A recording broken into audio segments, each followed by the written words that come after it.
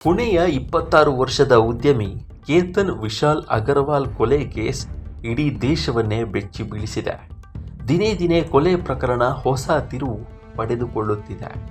ಹೀಗಿರುವಾಗಲೇ ಕೇತನ್ ಅಗರ್ವಾಲ್ ಕೊಲೆ ಪ್ರಕರಣದ ಪ್ರಮುಖ ಆರೋಪಿ ಸಿಯಾ ಗೋಯಲ್ ಅವರ ತಂದೆ ಪ್ರವೀಣ್ ಗೋಯಲ್ ಅವರು ಆಸ್ಪತ್ರೆಗೆ ದಾಖಲಾಗಿದ್ದಾರೆ. ಪ್ರವೀಣ್ ಗೋಯಲ್ ಅವರ ಆರೋಗ್ಯ ಹಠಾತ್ತನೆ ಹದಗೆಟ್ಟಿದೆ ಅನ್ನೋ ಮಾಹಿತಿ ಲಭ್ಯವಾಗಿದ್ದು ಆಸ್ಪತ್ರೆಗೆ ದಾಖಲಿಸಲಾಗಿದೆ. ಪ್ರವೀಣ್ ಗೋಯಲ್ ಅವರ ಆರೋಗ್ಯ ಹದಗೆಟ್ಟಿದ್ದು ಎದೆನೋವು ಕಾಣಿಸಿಕೊಂಡ ಹಿನ್ನೆಲೆ ಐಸಿಯುಗೆ ದಾಖಲಿಸಿ ಚಿಕಿತ್ಸೆಯನ್ನು ನೀಡುತ್ತಿದ್ದಾರೆ ಎಂಬ ಮಾಹಿತಿ ಸಿಕ್ಕಿದೆ.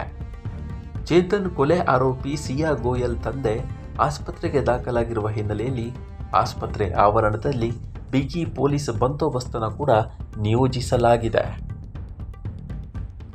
ಯುವ ಉದ್ಯಮಿ ಕೇತನ್ ವಿಶಾಲ್ ಅಗರ್ವಾಲ್ ಹತ್ಯೆ ಪ್ರಕರಣ ದೇಶಾದ್ಯಂತ ಸಂಚಲನ ಸೃಷ್ಟಿ ಮಾಡಿದೆ.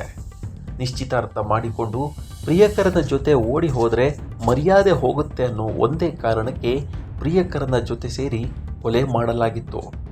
ಕೇತನ್ನನ್ನ ಪುಣೆಯ ಲೋನಾವಾಲಾ ಸಮೀಪದ ಲೋಹಗಢ ಕೋಟೆಗೆ ಕರೆದೊಯ್ದಿದ್ದ ಸಿಯಾ ಅಲ್ಲಿ ತನ್ನ ಪ್ರಿಯಕರ ಚೇತನ್ ಜೊತೆಗೂಡಿ 400 ಅಡಿ ಪ್ರಪಾತಕ್ಕೆ ತಳ್ಳಿ ಕೊಂದಿದ್ದಳು. ಜೂನ್ 18ರಂದು ಕೃತ್ಯ ಎಸಗಿ ಇದೊಂದು ಆಕಸ್ಮಿಕ ಸಾವು ಅಂತ ಬಿಂಬಿಸುವ ಯತ್ನ ನಡೆದಿತ್ತು. ಆದರೆ ಪೊಲೀಸರ ತನಿಖೆಯಲ್ಲಿ ಅಸಲಿ ಸತ್ಯ ಬಯಲಾಗಿದೆ. ಜೂನ್ 18ರಂದು ಕೊಲೆಗೂ ಮುನ್ನ ಅಂದರೆ ಜೂನ್ 17ರಂದೇ ಪ್ರಿಯಕರ ಚೇತನ್ ಚೌಧರಿ ಮತ್ತು ಸಿಯಾ ಗೋಯಲ್ ಭೇಟಿಯಾಗಿದ್ದಾರೆ.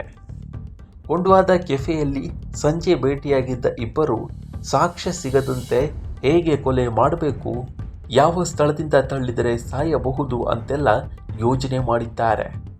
1 ಗಂಟೆಗೂ ಹೆಚ್ಚು ಕಾಲ ಕೊಲೆಯ ಸಂಚಿನ ಬಗ್ಗೆ ಕೋಡ್ ವರ್ಡ್ ಮೂಲಕ ಚರ್ಚೆ ನಡೆಸಿದ್ದಾರೆ. ಈ ಕುರಿತಂತೆ ಪೊಲೀಸರಿಗೆ ಸಿಸಿಟಿವಿ ಸಾಕ್ಷ್ಯಗಳು ಸಿಕ್ಕಿವೆ. ಕೇತನ್ ಮತ್ತು ಸಿಯಾಳನ್ನ ಚೇತನ್ ಹಿಂಬಾಲಿಸಿಕೊಂಡು ಬಂದಿದ್ದ. ಚೇತನ್ ಬರ್ತಿದ್ದ ದೃಶ್ಯ ಸಿಸಿಟಿವಿಯಲ್ಲಿ ಸೆರೆಯಾಗಿದೆ. ಅಲ್ಲದೆ ಆರೋಪಿಗಳು ಲೊಕೇಶನ್ ಟ್ರ್ಯಾಕ್ ತಪ್ಪಿಸಲು ತನ್ನ ನೌಕರನ ಮೊಬೈಲ್ ಬಳಕೆ ಮಾಡಿರೋದು ಗೊತ್ತಾಗಿದೆ. ಕೇತನ್ ಕೊಲೆ ಬಗ್ಗೆ ಅನುಮಾನ ಬರ್ತಿದ್ದಂತೆ ಸಿಡಿಆರ್ ಪರಿಶೀಲನೆ ನಡೆಸಿದಾಗ ಕಳ್ಳಾಟ ಬಯಲಾಗಿದ್ದು, ಆರೋಪಿಗಳಾದ ಸಿಯಾ ಮತ್ತು ಚೇತನ್ ಮಧ್ಯೆ ಕಳೆದ 6 ತಿಂಗಳಲ್ಲಿ 2004 ಬಾರಿ ಪರಸ್ಪರ ಕರೆ ಮತ್ತು ಒಟ್ಟು 238 ಗಂಟೆಗಳ ಕಾಲ ಸಂಭಾಷಣೆ ನಡೆದಿದ್ದು ಬಯಲಾಗಿದೆ. ಅಲ್ಲದೆ ಕೊಲೆ ಬಗ್ಗೆ ಗೂಗಲ್ನಲ್ಲಿ ಸರ್ಚ್ ಮಾಡಿದ್ದ ಸಿಯಾ ಕೊಲೆಯನ್ನ ಅಪಘಾತದಂತೆ ಬಿಂಬಿಸೋದು ಹೇಗೆ ಅಂತ ಸರ್ಚ್ ಮಾಡಿರೋದು ಕೂಡ ತನಿಖೆ ವೇಳೆ ಬಯಲಾಗಿದೆ.